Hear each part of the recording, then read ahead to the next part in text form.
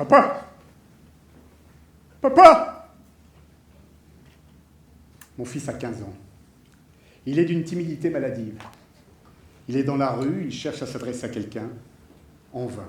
Les mots sont là, mais ils sont blottis au fond de sa gorge, inertes. L'image est cruelle. Je vois ses yeux briller. Il m'appelle au secours.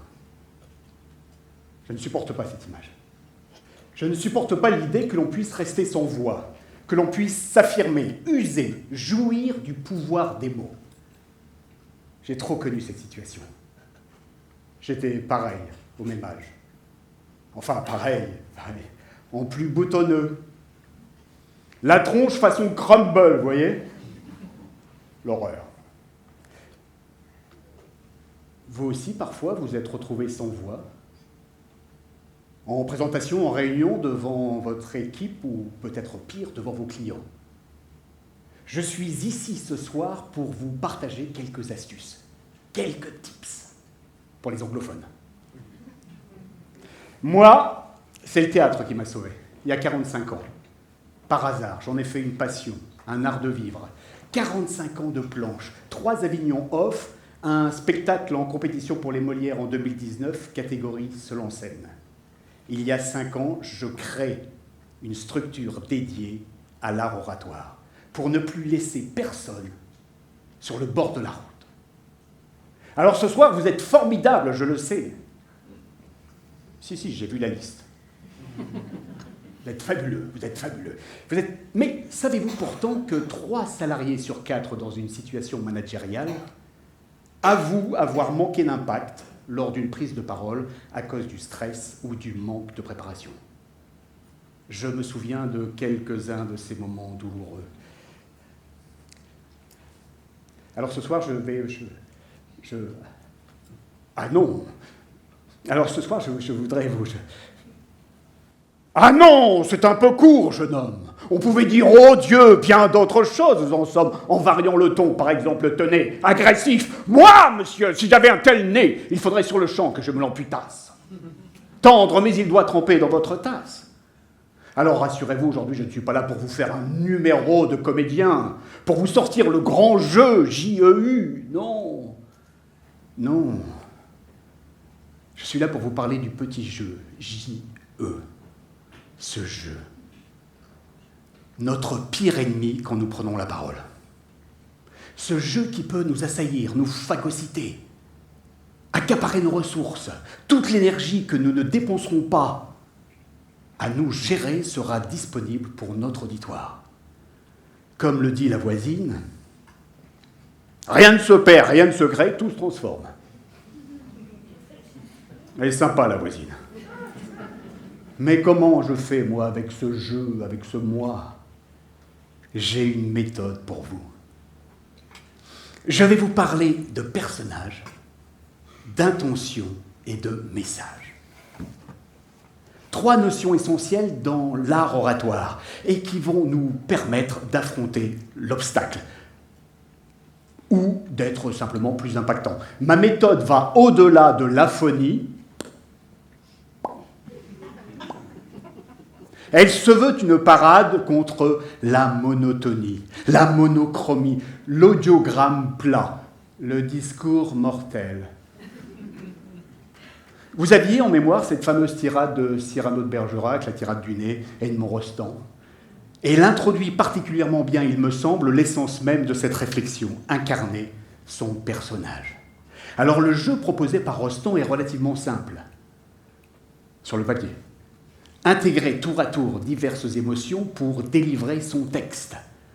Cyrano excelle dans l'art de l'éloquence. Il provoque son adversaire avec panache, tour à tour, grandiloquent, tendre, sincère, fiévreux, pompeux, naïf, paysan ou lyrique. Tout comédien normalement constitué, quelle que soit la taille de son appendice, nasal,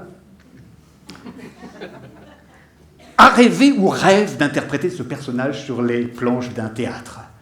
Tous les plus grands s'y sont prêtés, de Jean-Paul Belmondo à Jacques Weber, en passant par Arnaud de Samer et depuis peu, Édouard Baird. Édouard Baird, Otis dans Astérix et Cléopâtre. Je ne crois pas qu'il y ait de bons ou de mauvais Cyrano. Eh bien moi je crois qu'il peut y avoir de bonnes et de moins bonnes intentions dans la création d'un personnage. Petit 1, qu'est-ce qu'un personnage? Alors vous allez avoir affaire à une présentation structurée, des semaines, des mois de coaching avec mon ami Bruno Mario qui est dans la salle. Oui Bruno, je me dépêche. Petit 1, qu'est-ce qu'un personnage? Alors au théâtre c'est facile. Le comédien a un costume propre qui lui simplifie a priori le travail. Il rentre dans ses habits et hop, l'affaire est dans le sac, si je puis dire. Il ne sera pas bon pour autant, mais il aura eu un élément de poids pour soustraire sa personne à l'ambition du personnage. Dans l'art oratoire, c'est un petit peu plus complexe. La personne versus le personnage. La personne, c'est vous. Le personnage, c'est l'autre. Un autre vous. Un vous élevé au rang d'oratrice ou d'orateur. Un vous transcendé par votre propos, par vos mots, vos objectifs. Oubliez vos doutes. Le personnage peut être une clé dans l'art oratoire. Le politique, par exemple, est un personnage à part entière, dont les convictions intimes peuvent parfois être légèrement différentes de sa rhétorique politicienne. Le personnage permet la distance avec la personne. Alors parfois en entreprise, certains salariés me disent qu'il est complètement psychopathe de chercher à être quelqu'un d'autre pour prendre la parole. Ma réponse est claire, je ne vous demande pas non plus d'être le Norman Bates de Psychose.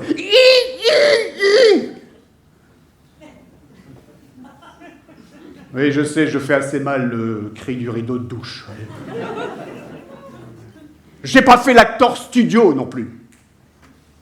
Je ne vous demande pas d'être un personnage de légende, mais d'être vous dans un rôle professionnel optimisé, en laissant à distance vos peurs et vos freins intimes. Attention, le personnage se nourrit d'intention. C'est bon, l'intention. Qu'est-ce qu'une intention? On loue régulièrement le talent de telle comédienne ou tel comédien qui, pour incarner, a dû se vieillir, grossir, maigrir, être à contre-emploi. Hollywood peut bien s'émerveiller. Ce qui me paraît avoir du sens, c'est la sincérité et la finesse du jeu, la richesse de l'intention.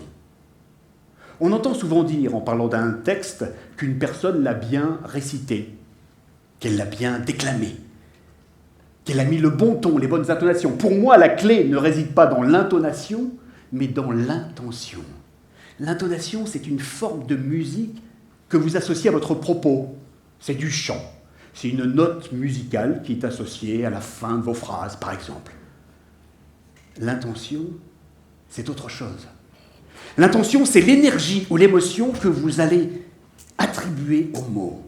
Celles-ci sont intrinsèquement liées à l'instant, à ce que vous ressentez au moment où vous dites votre texte. L'intonation, c'est la chanson. L'intention, c'est la vibration. L'intonation, je la refais, L'intonation, c'est la chanson. L'intention, c'est la vibration. Attention, soyons justes dans nos intentions. Attention au surjeu. Imaginez, vous êtes directeur ou directrice commerciale d'une entreprise, vous réunissez vos commerciaux, alors en 2025, nous allons doubler notre chiffre d'affaires. Parce que c'est notre projet! Toute ressemblance avec des personnages existants. Le surjeu, c'est un décalage entre ce que vous ressentez et ce que vous exprimez. Ça va? Le principe du personnage est clair? Non, pas complètement. Alors, petit 3, pensez au message que vous délivrez. Petit 3, qu'est-ce qu'un message? Pourquoi prenez-vous la parole? Si vous avez un message, vous avez un objectif. Parler, c'est agir. Parler, c'est agir. Si vous avez un message, le message prendra le pas sur votre personne. Vous vous concentrerez sur votre auditoire et sur votre objectif. Cet objectif sera l'intention. Vous vous souvenez du démarrage de mon intervention, cette scène avec mon fils, une scène de crime. Elle se déroule à Avignon en juillet 2017. Je joue Valjean à un seul en scène, tous les matins à 10h. Oui, c'est très tôt. Avignon Off est avant tout une foire. Il y a en 2017 1400 spectacles tous les jours. Pour exister, pour être présent, il faut être dans la rue, haranguer, raconter, susciter. Je ne peux y arriver seul. Je demande de l'aide à mon fils. Damned! Non, Théo. Papa, comment tu veux que je... Écoute, bonhomme, je sais que tu peux y arriver. Je revois ses premiers instants, rue des Teinturiers, gauche, hésitant, et puis très rapidement, il se prend au jeu. Il vend le spectacle avec talent. Oubliez sa timidité maladive. Il en est le premier surpris. Je ne lui ai pas vendu la création d'un personnage à l'époque. Je lui ai vendu la délivrance d'un message. Motivé par son objectif, il est totalement dédié à son rôle. Et ça, c'est une révélation. Si le concept du personnage demeure trop compliqué, pensez au message que vous délivrez. Il peut apparaître plus simple de penser, de croire en son message que de croire en soi. La fin de cette intervention approche, je vais vous proposer un ultime concept, l'incarnation. Incarner, c'est ne plus exister en qualité de personne. C'est oublier ses peurs, son ego, pour se mettre à disposition, soit petit 1, tu as vu Bruno, d'un personnage. Nous créons ce personnage, c'est un nous idéalisé. Moi, président, nous nourrissons ce personnage de nos intentions, soit petit 2, d'un message. Nous incarnons nos mots et notre pensée. Nous nous concentrons sur l'auditoire et sur notre objectif. Voilà, c'est à vous de choisir maintenant. Message ou personnage. J'aimerais, à ce stade, faire un petit sondage dans le public. Qui, parmi vous, serait plutôt pour le concept du personnage ? Très bien. Celui du message ? La réponse est claire. Mais quoi qu'il arrive, quand nous nous trouverons devant l'exercice, pensons à cette vraie question. Message ou personnage ? Ne prenons plus la parole, incarnons. Ne prenez plus la parole, incarnez.